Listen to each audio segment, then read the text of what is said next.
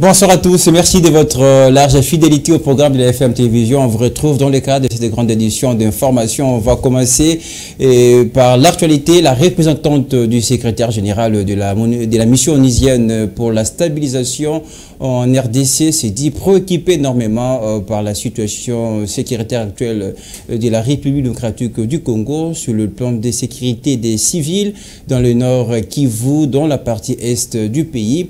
La chef de la MONUSCO appelle par ailleurs le parti en conflit de désamorcer les tensions. Et tout de même, il demande au M23 de cesser les faits. Je vais vous laisser suivre ce commentaire et qui nous donne un peu plus de précision. Regardez. La représentante spéciale du secrétaire général de l'ONU en République démocratique du Congo, Bintou Keïta, s'est dit préoccupé par l'intensification du combat au nord Kivu, à l'est du pays, où plusieurs sources confirment la prise ce jeudi de la localité de Mushaki par le rebelle du M23. Alors que le combat se rapproche de Sake et Goma, la chef de la mission de l'ONU pour la stabilisation en RDC a appelé toutes les parties au conflit à désamorcer les tensions et les M23 à cesser immédiatement les hostilités, rassurant que les casquets bleus se tiennent aux côtés des FARDC et feront tout pour assurer la protection des civils. Selon les porte-paroles de l'armée congolaise, les lieutenants colonel Guillaume Njike Kaiko, depuis la nuit d'hier jusqu'à aujourd'hui, les FARDC sont en train de contenir l'ennemi M23 RDF qui a attaqué Mushaki sur différents axes, notamment l'axe Tuonane, Mushaki, Kingi et Mushaki. De leur côté, les rebelles du M23 affirment que ce sont les FARDC qui ont lancé des attaques contre leur position dans toute la zone de Ruvunda, Kabati et environ. Ces affrontements se déroulent à la veille de l'expiration du mandat de la force régionale de la communauté de l'Afrique de l'Est qui a déjà débuté les retraits de ses troupes du territoire congolais. Toujours en politique, la plateforme Congo Makassi sous la houlette de Moïse Katumbi, candidat commun d'une frange de l'opposition, après plusieurs provinces foulées dans le cadre de la campagne électorale, le candidat numéro 3, avec tous les partis politiques derrière lui, ont rendez-vous demain au terrain Sainte-Thérèse pour un grand meeting. De quoi il faut s'attendre et quel sera évidemment le message? Pour en parler, je reçois Shadrack Kwela avec nous sur ce plateau. Bonsoir et bienvenue. Bonsoir, monsieur le journaliste. Merci de votre invitation. Je rappelle, vous êtes un des communicateurs, évidemment, de votre parti. Merci de faire ces déplacements, surtout de répondre présent à notre invitation. Une première question. De quoi la population de Kinshasa doit s'attendre, évidemment, demain au terrain Sainte-Thérèse pour ce grand meeting qui s'annonce? Alors, comme vous venez de le dire, c'est une annonce très importante. Le rendez-vous est pris pour demain à l'aéroport international d'Ndjili à 8 h. Nous appelons tous les Congolais, tous les Kinois de venir accueillir notre ticket gagnant numéro 3, notre futur président de la République, Moïse Katumbi. Et après l'aéroport international d'Ndjili, nous allons nous diriger à la place Sainte-Thérèse où se tiendra le meeting. Alors, au cours de ce meeting, il va présenter son projet de société.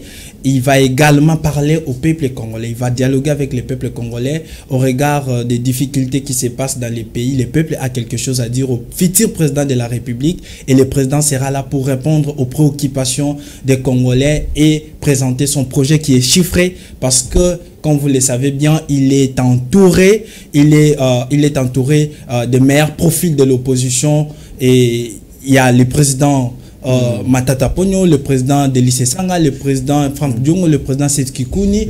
On parlera de lui justement. Mais j'ai une autre question quand même pour les téléspectateurs qui nous regardent. Pourquoi la population doit se mobiliser pour accueillir Moïse Katumbi demain? C'est quoi la motivation? Aujourd'hui, monsieur le journaliste, notre pays est dans le chaos. Le peuple en a marre de ces régimes de M. Chilombo. Le peuple veut les changements. Et oui, les changements, c'est Moïse Katumbi. Et oui, les changements, c'est Franck Diongo. Et oui, les changements, c'est le président Seth Kikouni. Autour d'un programme, parce que nous sommes en train d'envisager notre objectif, notre ambition, c'est de bâtir une République démocratique du Congo riche et prospère en s'appuyant sur le courage et la créativité de chaque personne, de chaque communauté, de chaque famille. Et autour de ces programmes, je pense réellement que tous les Congolais vont se retrouver, parce que lorsque vous écoutez d'autres candidats, parce que nous sommes dans une période de campagne électorale, les autres candidats n'ont point de projet. Parce qu'à ce moment, parce qu'on élit un président sur base d'un projet. Et bien évidemment, notre ticket gagnant, le président Moïse Katumbi Chapwe, a un programme, a un projet pour répondre aux besoins de la population. Vous êtes communicateur, je rappelle, du parti politique voilà, Congo, Piste pour l'émergence, évidemment. Alors, c'est quoi le profit? Je voulais aussi demander en même temps, c'est quoi l'apport de cette Union, on rappelle, qui était déjà au départ candidat à la présidence, c'est quoi sa pierre à l'édifice dans la campagne de Moïse Katumbi? Alors, le président Seth Kikouni, comme vous venez de le souligner, il fit candidat président de la République en 2018. Il est resté constant dans l'opposition. Aujourd'hui, il a un parti politique. Il s'est décidé de se rallier à Moïse Katumbi.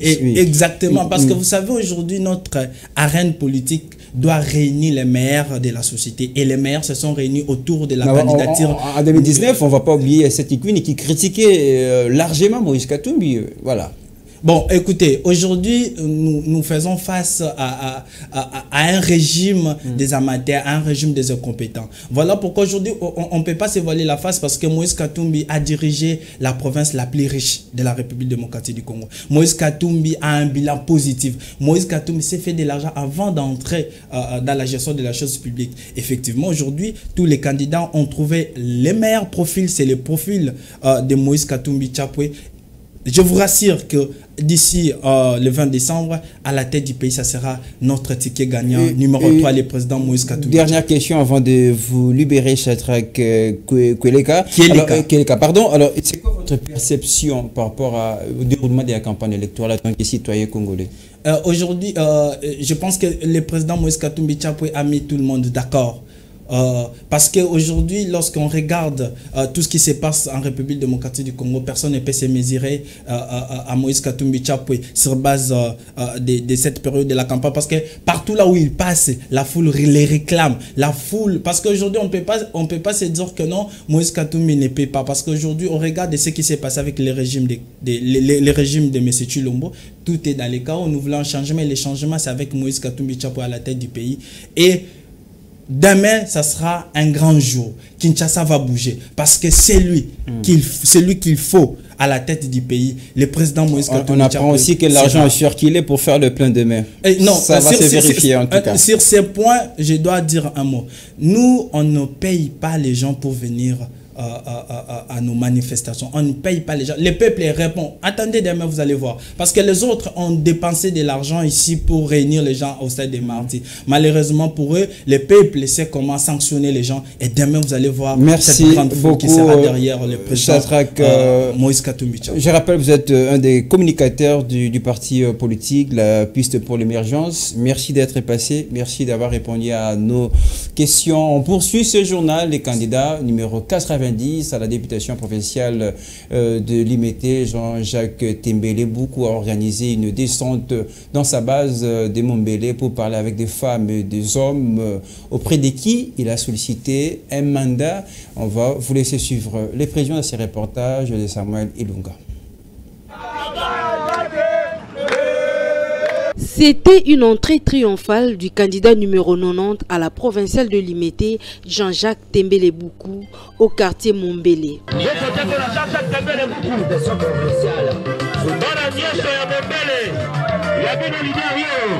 Cette caravane motorisée est partie de la deuxième porte de la Fikine jusqu'au lieu où a été prévue une rencontre entre les candidats Jean-Jacques Tembele numéro 90 et sa base. Le numéro 90 à la provinciale de Limete a fait une marche avec sa base, question de lui témoigner un attachement indéfectible.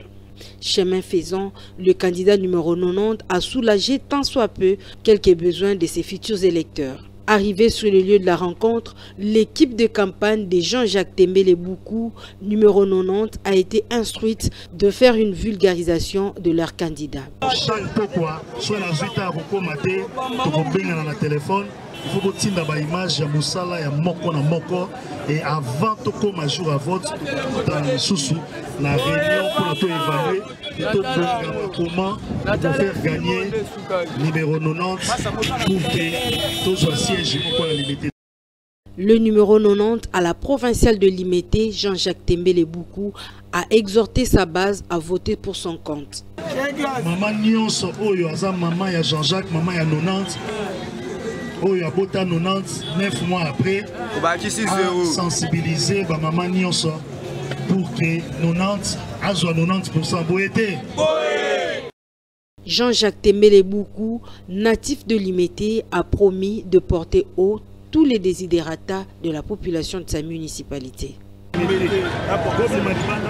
Et puis en société, la population du quartier Kingaboa dans la commune de Limete, précisément aux avenirs Yala et Salongo, vivent sous les eaux à cause des inondations dues au débordement du fleuve Congo. Une situation qui empêche le paisible citoyen de ces quartiers de vivre en toute quiétude. Leur cri de détresse, c'est au micro du Jean-Si Elengue et Enoch Mafouka. Chaque année, pendant la saison pluvieuse, le quartier Kingaboa, précisément en Bamou, vit dans des inondations. Une situation qui pénalise énormément la population dans ces coins de la capitale où les gens vivent comme si l'on était dans l'arrière-pays. Pour se déplacer, l'on utilise des motos et des pirogues comme moyen de transport en pleine ville. Les habitants préoccupés et signalent que c'est une situation que maîtrise bien le vice-gouverneur de Kinshasa, natif de cette partie de la commune de Limete. Mbula na mbula, banana kota awa, na 2006, tile lokaka, na dindaka kaka, ndako ekoma mukuse, na minute oyo. Diki oyo papa, okoki ko bongisela biso te papa na ngai. Siko to okende wapi, balokataire nyonso bango na babini bakei, biso bakolo bisika, biso ana tozo ko supporter kaka na bana to tambola na mai tozo lala nene to masaba mbeto ba biloko nyonso ka likolo nzela mama jekoko akendeka bilanga yango epa na biso oyo avenue eyala ya mama jekoko yango ekititi na bilanga tala biso pasho tozo mona côté boy bipai na bipai tala bandako nyonso to edindi biso toza na kati ya mai tozo voter bango siko lokuma ngo ka kuna na ngabo likolo bongo ngabo bango baza yango te. Cette triste réalité de débordement des eaux telle que renseignent certains habitants du quartier est due du mauvais comportement de pêcheurs qui détruisent les digues qui servent de barrière en cas de montée des eaux pour leurs intérêts égoïstes. Ils indexent aussi la police détachée à la rivière Ndjili auprès du port de Ngwele. Les victimes lancent le cri d'alarme auprès des autorités compétentes.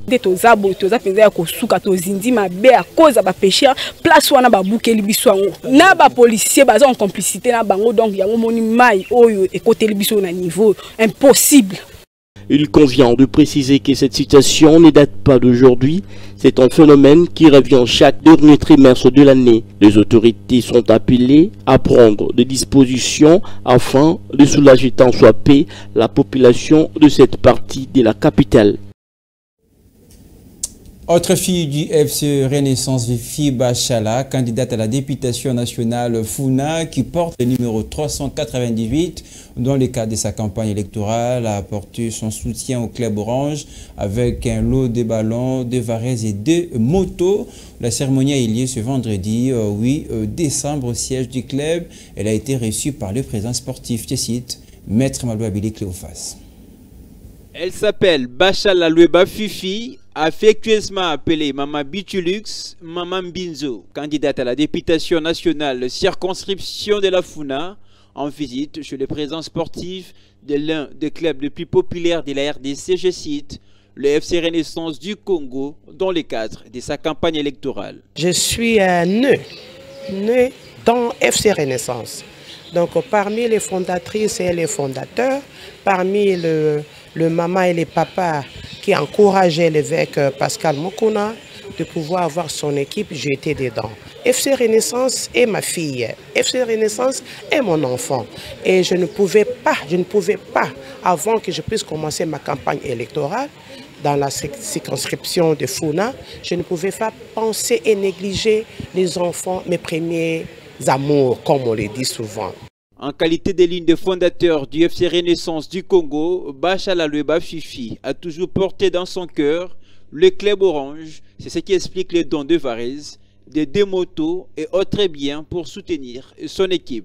Avec le peu que j'avais, je me suis dit, ils ont besoin de beaucoup de support, mais personne ne prête attention.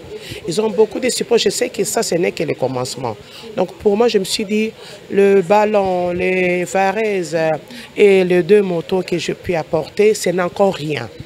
Fifi Bachala Lueba, Maman Binzo, pour l'équilibre social des Congolais, porte le numéro 398 et appelle tous les Banafibo au bon choix. Banafibo, Yabino Mama Funa Yeyo. Yabino Mama Kala. Yabino Mama Lingara Bino na motema sans intérêt.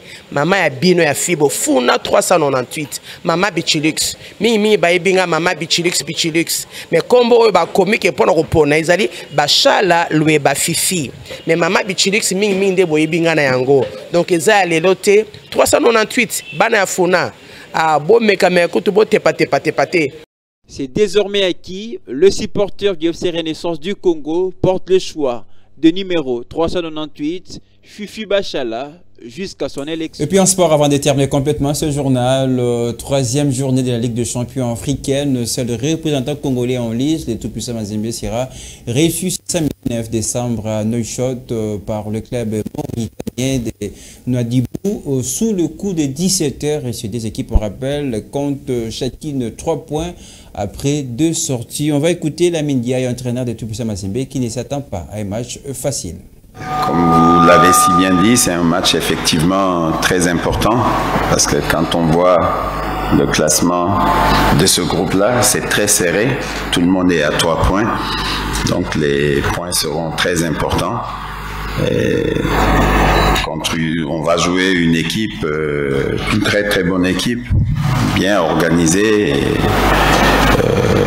qui a battu l'équipe qui nous a battu la première journée. Donc il y a de la qualité. Et on s'attend à un match très difficile. On savait que de toute façon il y avait de très bonnes équipes. C'est le groupe de la mort même, si on peut l'appeler ainsi. Et on a vu chaque équipe avait gagné un match et perdu un. Maintenant on attaque le 3e match. Les points sont chers. Donc on est là pour se battre et puis voilà, pour essayer de faire un bon match. Quand on est le TP Mazembe, quand on s'engage sur une compétition, c'est pour aller le plus loin possible. Mais on va pas faire... voilà, on va jouer les matchs à fond, puis on fera les comptes à la fin. Mais on est là dans l'optique de faire le mieux possible. C'est la fin de ce journal. Merci à tous d'avoir suivi la rediffusion de ce journal. C'est dans une demi-heure. Merci de nous rester fidèles, mais également sur notre chaîne YouTube.